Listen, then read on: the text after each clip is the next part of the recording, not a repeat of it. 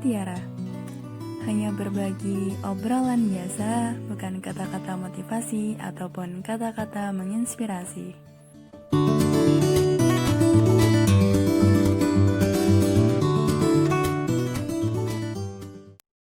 Hai, ketemu lagi di podcast Kata-Kata Mutiara. Nah, kemarin kan di podcast kata yang ketiga kita ada bahas tentang ranking tuh. Nah, kali ini kita bakal ngelanjutin bahasan itu bareng sama narasumber. Nah, seperti biasanya di podcast EduTalk kita pasti mendatangkan narasumber. Nah, yang kali ini nih kita bakal bahas seputar problem yang kemarin, yaitu dimana para pelajar atau para mahasiswa itu masih hanya mengejar angka-angka aja, sebatas mengejar angka. Mungkin banyak sih yang pintar, tapi moralnya itu tidak mengikutinya, sehingga ketika dia terjun ke dunia kerja, dia itu tidak mengedepankan integritas, kejujuran, pokoknya hal-hal yang seperti itu, moralnya dia itu tidak dikedepankan. Nah, sebenarnya di sini kita juga sama-sama belajar ya. Aku juga narasumber, itu pasti juga sama-sama belajar untuk memiliki moral yang lebih baik lagi dan menjadikan tujuan pendidikan itu nggak sebatas pada angka-angka dan nilai. Tentu angka-angka dan nilai, IPK, ranking dan lain sebagainya itu juga sangat penting pastinya gitu kan. Tapi nggak hanya sebatas itu saja yang dikejar, tapi kita juga bisa memperbaiki moral kita untuk bangsa Indonesia yang lebih baik lah ya tentunya, kayak gitu. Nah, terus kira-kira narasumber kita kali ini siapa sih?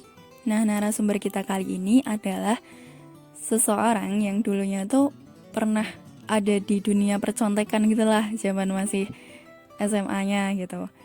SMP dan SMA-nya tuh kayak nyontek terus gitu. Pokoknya dia tuh selalu nggak bisa gitu kalau nggak nyontek. Tapi hingga suatu ketika nggak tahu nih dia tuh kayak tiba-tiba kesambet apa gitu ya. Dia tuh jadi berubah gitu. Berubah nggak nyontek lagi dan dia tuh sadar akan hal itu.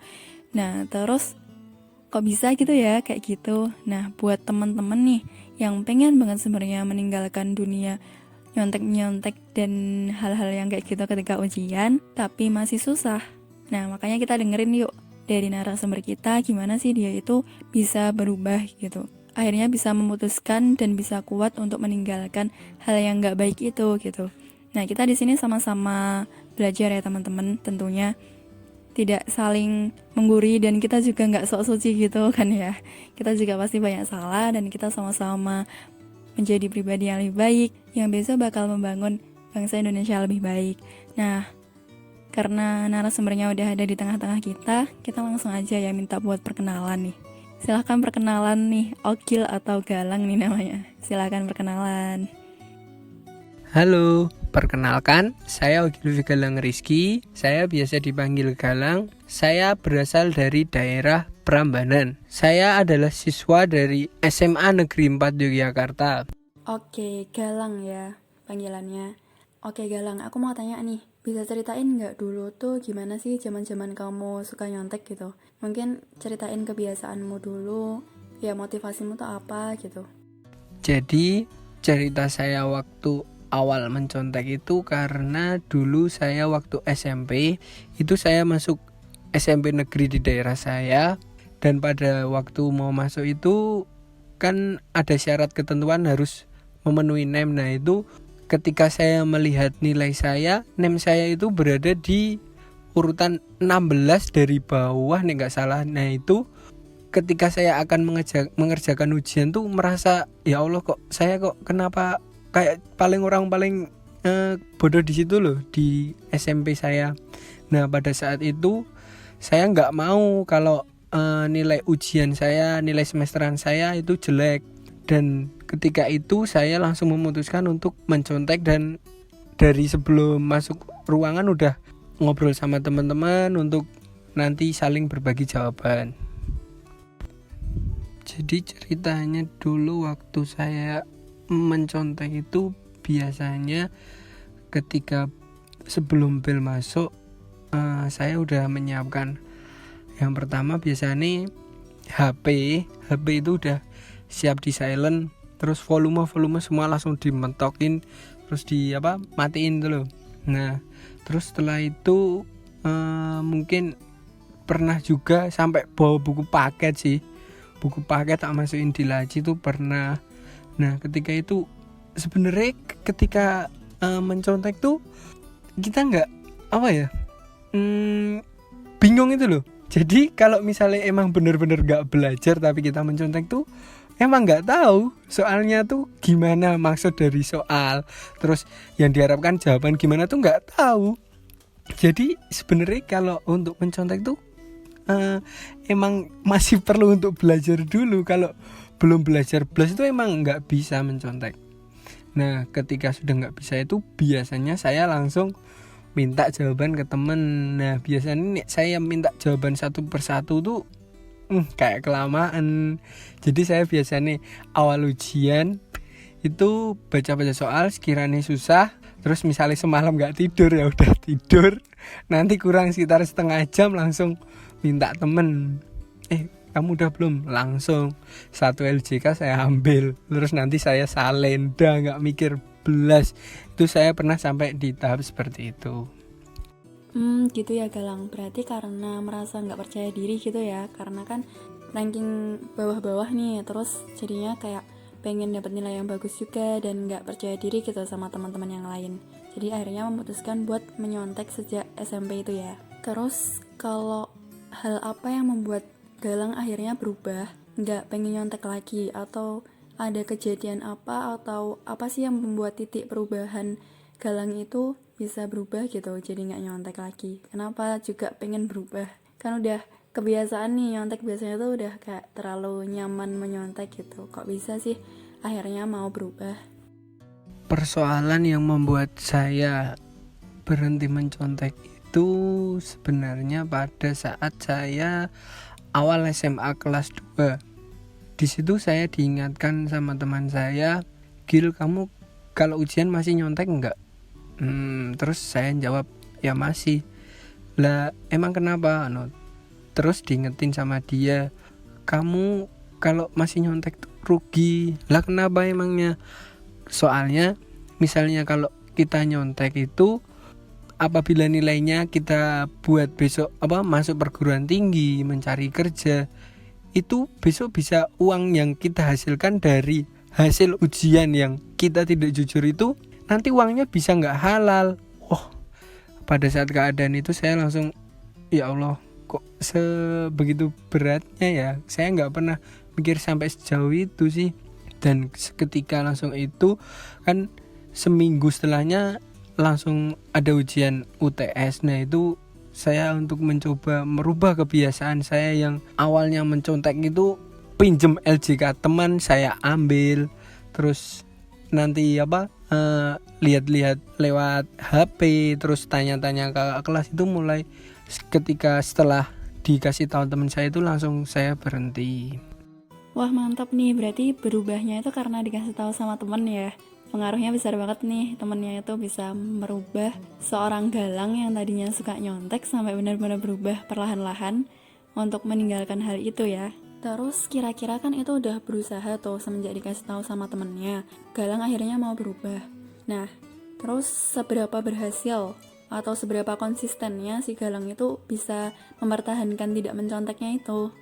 Kalau untuk berhasil atau belumnya saya meninggalkan sepenuhnya mencontek sih, saya belum tahu ya kalau 100% atau enggak itu. Soalnya terkadang saya ketika mengerjakan tugas dan didesak oleh deadline, nah itu saya juga masih sering sih kalau tugas. Kalau untuk selama ini ketika akan ada ujian baik harian, ujian semester atau ujian kenaikan kelas, itu insya Allah saya sudah emang benar-benar nggak mencontek sih. Tapi nggak tahu untuk kedepannya. Ya semoga Galang bisa selalu konsisten terus ya untuk nggak nyontek. Semoga bisa mempertahankan terus, apalagi sekarang kan udah kuliah ya. Semoga tetap bisa mempertahankan seperti dulu ketika SMA. Nah terus aku mau tanya nih, dulu tuh kan kayaknya Galang tuh ikut rohis ya. Kok bisa sih, gimana ceritanya bisa ikut rohis gitu? Kok bisa mau-maunya daftar itu kenapa? Terus apa yang membuat motivasi Galang tuh tiba-tiba dari yang dulunya kayaknya anak yang suka nyontek gitu, terus tiba-tiba berubah, terus akhirnya memutuskan masuk rohis? atau ya kayak tersesat gitu ya. Tersesat atau kenapa bisa masuk Rohis? Mungkin bisa diceritakan. Kalau untuk saya pas keinginan masuk Rohis tuh pas SMA kelas 2 juga. Awal SMA kelas 2 itu saya sebenarnya bingung sih. Jadi setelah SMA kelas 2 itu saya ada masalah dengan teman di sekitar rumah saya. Kemudian saya kayak orang ya bingung linglung itu loh. Jadi sekolah saya jadi gak karuan, terus mau main juga sama teman-teman juga nggak ada, maksudnya nggak ada, kayak udah nggak mood loh. Jadi ketika itu saya bingung untuk memutuskan. Pada awalnya saya ingin gabung di geng SMA tersebut. Nah itu saya ngomong sama yang komandannya, ngomong koornya lah. Nah itu saya ngomong, mbok aku ikutan itu boleh nggak, ikutan geng no. Terus dia malah kayak, kamu kenapa Igil kok mau ikut no? Emang kamu ada masalah apa? Kok katanya dari dulu aja kamu nggak ada keinginan sama sekali, tapi kenapa kali ini kamu pengen ikut? Terus udah ngomong sama aku. Terus akhirnya saya cerita, terus dia juga akhirnya ngasih solusi-solusi yang lain. Kalau misalnya mending jangan ikut geng, mending gimana ya, dia juga cerita pengalamannya kalau di geng itu gimana. Terus akhirnya saya, oh ya udahlah, saya nggak usah ikut geng. Terus akhirnya pada sebelum pengumuman oprek Rohis saya bingung.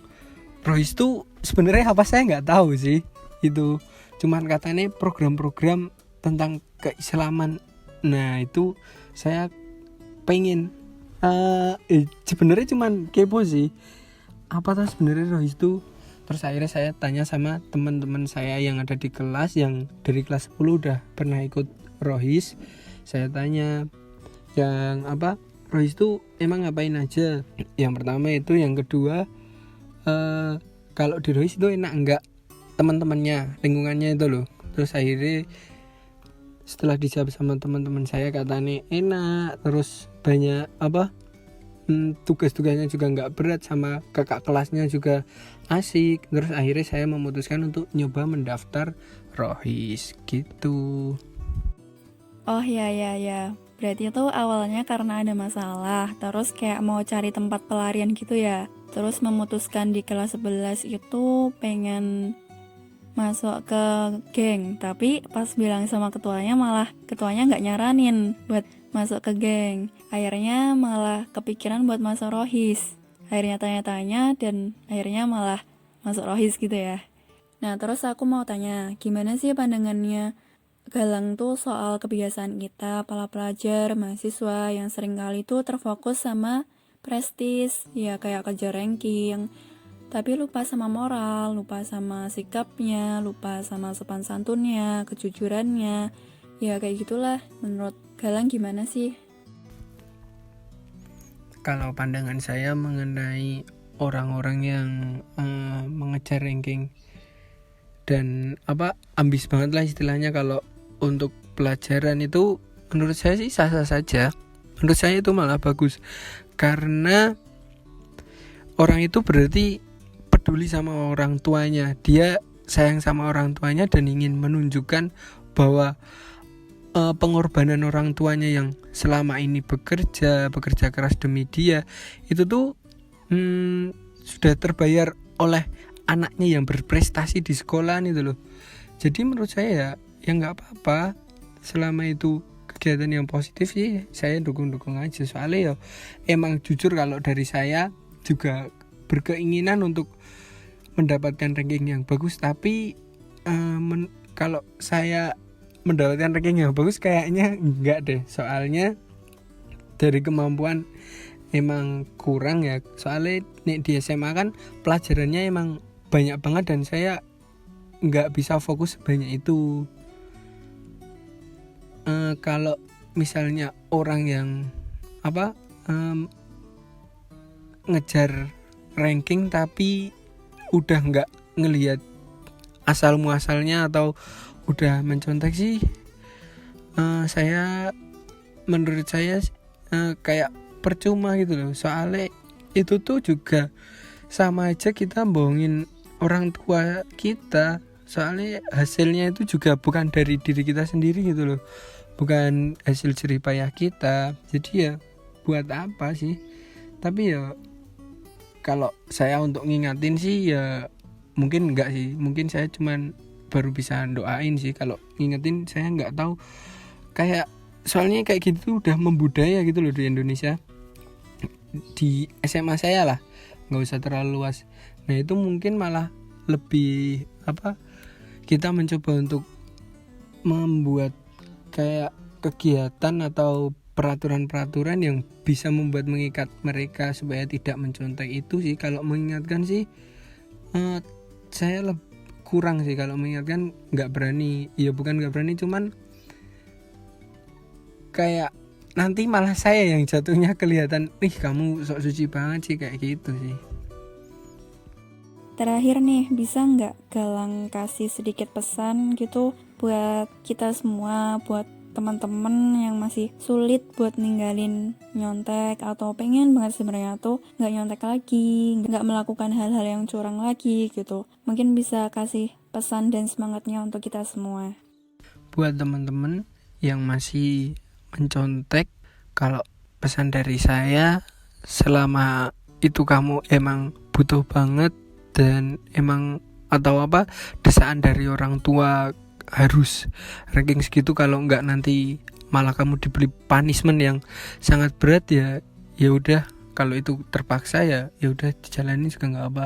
Cuman kalau misalnya teman-teman itu emang hanya sekedar pengen menunjukkan bahwa aku biar kelihatan pinter, itu menurutku nggak banget sih. Mending kamu cari bakat terpendammu lah. Jadi bakat aslimu tuh di mana gitu loh. Jadi nggak harus memaksakan bahwa kamu harus segalanya nomor 1 di segala bidang, itu menurutku kurang. Oke, jadi kalau misalnya emang kita tidak unggul di akademik, mungkin masih banyak gitu ya di non-akademik, di bidang-bidang lain sebenarnya kita tuh unggul di sana gitu. Tinggal kitanya aja yang mau mengasah atau enggak, dan mau mencari bakat terpendam kita atau enggak gitu ya, kalau kata Galang.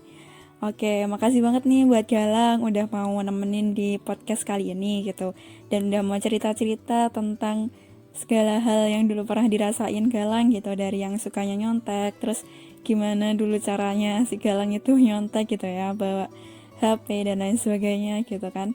Nah, sekarang kayaknya kita cukupin aja ya sampai di sini. Makasih banget Galang, dan juga buat teman-teman yang pengen banget berubah jadi lebih baik, pengen banget berusaha buat jujur ketika ujian.